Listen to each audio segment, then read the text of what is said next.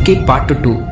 ఒక్కసారి మీరు ఫ్లాష్ బ్యాక్లోకి వస్తే కల్కి 1లో అశ్వత్థామ శ్రీకృష్ణుడిని కొట్టడానికి వస్తాడు. అప్పుడు శ్రీకృష్ణుడు అశ్వత్థామకు ఒక పంచ్ ఇస్తే ఇక్కడ చనిపోయిన ఏనుగు సైతం వెనక్కి వెళ్తుంది.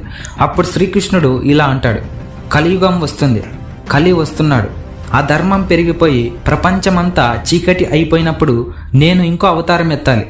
ఆ యుగంలో కలి ఎంత శక్తివంతుడంటే నా పుట్టుకను కూడా ఆపగలడు. కాబట్టి నువ్వు నా గర్భగుడికి కాపలాగా ఉండాలని అశ్వత్థామతో అంటాడు. ఈ డైలాగుకి అర్థం ఏంటి అంటే, ఈ భూమి మీద ఉన్న ప్రజలు ధర్మం అంటే ఏంటో మరిచిపోయి తమ స్వార్థం కోసం, తమ సుఖాల కోసం, డబ్బుతో, అధికారంతో ఒక మనిషిపై ఈజీగా అఘాయిత్యం చేయడం, ఇక స్త్రీలను అయితే లెక్క చేయకుండా బలవంతంగా వ్యభిచారం చేయించడం, మంచి, చెడు, జాలి, న్యాయం వంటివి అన్నీ ప్రజల్లో తుడుచుకొని పోయి అధర్మమంతా పెరిగిపోతుంది.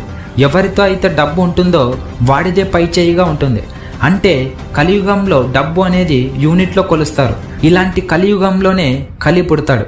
ఆ కలి ప్రపంచాన్ని మొత్తం ఏలుతూ ఉంటాడు. అలా ఆ కలిని చంపడానికి మరియు ఆ ధర్మాన్ని అణిచివేయడానికి దీపిక కడుపులో శ్రీ మహావిష్ణువైన శ్రీకృష్ణుడే మళ్ళీ 10వ అవతారంగా కలికిగా జన్మిస్తాడు. ఈ వీడియోని స్టార్ట్ చేసే ముందు నాది ఒక చిన్న రిక్వెస్ట్. ఈ వీడియోని మీరు కేవలం చూసి వెళ్ళిపోతే ఎలాంటి ప్రయోజనం ఉండదు. కాబట్టి ఈ వీడియో మరికొందరికి రీచ్ అవ్వాలంటే మీరు తప్పకుండా లైక్ చేయాలి అండ్ కామెంట్ చేయాలి కూడా. ఈ వీడియోకి నేను ఇచ్చే టార్గెట్ 100K లైక్స్. ఇక లేట్ చేయకుండా మనం కల్కి 2 స్టోరీలోకి వెళ్ళిపోదాం.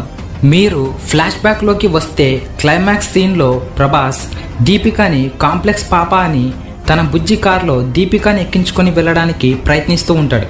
అప్పుడు అశ్వత్థామ సోదరా ఆగు, నా మాట విను అని అంటాడు. ఇక్కడ ఈ కర్ణుడి కర్ర వలన ప్రభాస్ శరీరంలోకి కర్ణుడు వచ్చి మొదటగా కలి మనిషిని చంపి మొదట్లో దీపికని కాపాడతాడు. కానీ ఆ తర్వాత ఆ కర్ర చేతి నుంచి దూరం కావడం వలన తన శరీరంలో కర్ణుడు వెళ్ళిపోయి భైరవ అయిపోతాడు. అప్పుడు బుజ్జి ఇలా అంటుంది, ఆ బటన్ నొక్కితే ఎక్కడికి వెళ్తామో మనకే తెలియదు అంటుంది. అప్పుడు భైరవ ఆ బటన్ నొక్కుతాడు. అలా నొక్కినప్పుడు అశ్వత్థామ నుండి ఆ బుజ్జి కారు తప్పించుకొని పోతుంది.